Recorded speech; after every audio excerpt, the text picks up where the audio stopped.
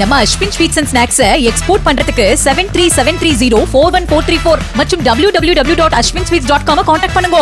தொடர்ந்து தமிழகத்தில் சட்டம் ஒழுங்கு எல்லா திசையிலும் ரொம்ப சீர்கேடு அடைஞ்சுகிட்டு இருக்குது. அதுவும் முதலமைச்சர் கட்டுப்பாட்டின் கீழ் இருக்கிற சட்டம் ஒழுங்கு. இன்னைக்கு ஆடுதுறையில நேற்று ஏற்கனவே வெடிகுண்டு போகுதுன்றாங்க. அது தவிர டிஜிபி அலுவலகத்துக்கு முன்னாடி பெரிய கொலைவெறி தாக்குதல் நடக்குது. ஏர்போர்ட் மூர்த்தி மேல மிகப்பெரிய தாக்குதல் நடக்குது. காவல்துறை ஊடகங்கள் எல்லாரும் நின்று பார்த்துட்டு இருக்கிறாங்க. அப்போ இன்னைக்கு டிஜிபி அலுவலகத்துக்கு முன்னாடி கூட ஒரு சாமானியனுக்கு ஒரு கட்சி தலைவருக்கு பாதுகாப்பு இல்லை என்றால் இதை பாட்டாளி மக்கள் கட்சியின் சார்பில் நான் மிக கடுமையான கண்டனங்களை இதை தெரிவித்துக் கொள்கின்றேன். முதலமைச்சர் அவர் இப்போ ஜெர்மன் போயிருக்கிறாரு, இன்னைக்கு லண்டன்ல இருக்கிறாருன்னு நினைக்கிறேன். அவர் அங்க இருந்து சொல்லிட்டு இருக்கிறாரு, நீங்க இவ்வளோ நாட்டுல உழைச்சிருக்கிறீங்க அப்படின்னு. உண்மையிலே இங்க சொந்த மண்ணுல வேலை செய்ய முடியாம வெளிநாட்டுல போய் இருக்கிறாங்க. நீங்க இன்னைக்கு போய் அவங்களுக்கான திட்டங்களை கொடுக்குறேன்னு சொல்றதை விட இங்க இருக்கிற இளைஞர்கள் வெளிநாடு போகாம இங்கேயே அவர்களுக்கான வாழ்வாதாரமும் வேலை வாய்ப்பும் கிடைக்கணும். இன்னொரு பக்கம் திருமாவளவன் ஒரு கேள்வி கேட்டிருக்கிறார். மருத்துவர் அன்புமணி ராமதாஸ் அவர்கள் 10.5% இடஒதுக்கீடை தூய்மை பணியில் கேட்பாரா அப்படின்னு. தூய்மை பணியாளர்கள் வேலை நிரந்தரம் கேட்கிறாங்க, அதுக்கு நீங்க துணைக்கு வர மாட்டேங்கிறீங்க. இப்ப இவர் கேட்கிற கேள்வி மூலமா நமக்கு ஒரு சந்தேகம் வருது இல்ல. அப்ப தூய்மை பணியாளர் வேலைக்கு எடுக்கும் போது அரசாங்கம் என்ன சாதின்னு பார்த்துதான் வேலை கொடுக்குதா? இல்லையே. அது அரசு பணியாக இருந்தா யார் வேணாலும் வேலைக்கு போகலாம். அதுதான் அதோட இது. நீங்க இப்ப என்ன நினைக்கிறீங்க? இப்ப அரசாங்கம் இந்த சமுதாயத்துக்கு மட்டும்தான் தூய்மை பணி ஒதுக்கி இருக்கதா? இது நம்ம புத்தியில இருக்கிற சீர்கேடு. இன்னைக்கு தூய்மை பணி இவங்கதான் பார்க்கலான்னு இந்த இதெல்லாம் மாத்தணும் தான். இது அரசு பணியாவும் நிரந்தர பணியாவும் அவங்களுக்கு ஒரு 23,000 சம்பளம் கிடைக்குதுன்னா யார் வேணாலும் இன்னைக்கு அந்த வேலைக்கு போகலாம் தானே. அப்ப அதை உறுதி பண்ணுங்க. அதை ஏன் தனியாருக்கு வைக்கிறீங்கன்னு கேள்வி கேட்க சொன்னா அதை கேட்காம தூய்மை பணியிலும் 10.5% கேட்பீர்களா அப்படின்னு திருமாவளவன் கேட்கிறாரு. அவருக்கு என்னுடைய பதில், கல்வி வேலை வாய்ப்பில் 10.5% குடும்பம் தான் கேட்கிறோமே ஒழிய இதுல இந்த வேலை தான் கேட்போம், அந்த வேலை தான் கலெக்டர் வேலைக்கு தான் போவோம், இதுக்கு போக மாட்டோங்கிறதுலாம் இல்ல.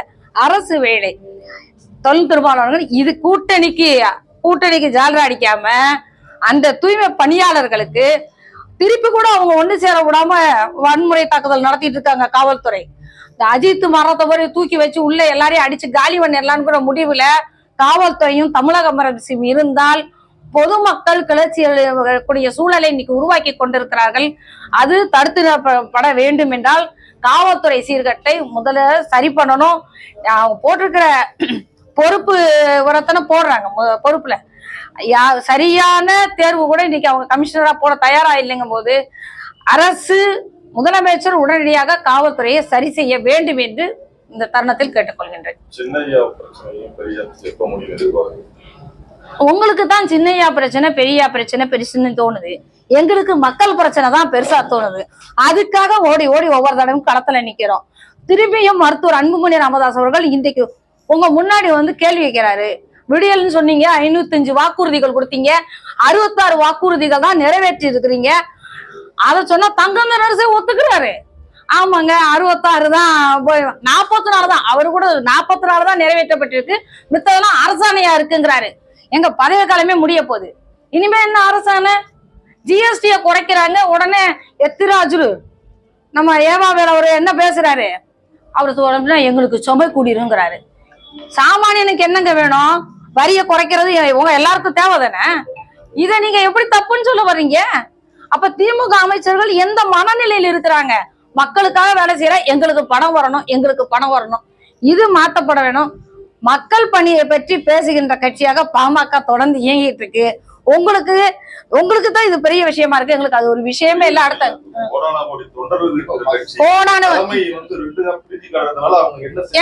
என்ன பிரச்சனை பாத்தீங்க? நடைபயணம் இன்றைக்கு அவ்வளவு திண்டிவனத்துல நீங்க பாத்தீங்க, எவ்வளவு பெரிய பிரம்மாண்டமான நடைபயணம். எங்க யார் பிரிஞ்சிருக்கிறாங்க? இன்னைக்கு ஆடுதுறையில அவரு ம.க. ஸ்டாலின் தாக்கப்படுறாருன்னா நாங்க எல்லாம் உடனே சட்டம் ஒழுங்கு ஒருத்தருக்கு வன்முறை தாக்கப்படுதுன்னா அதுக்கு எதிர்ப்பு தெரிவிக்கிறோம்.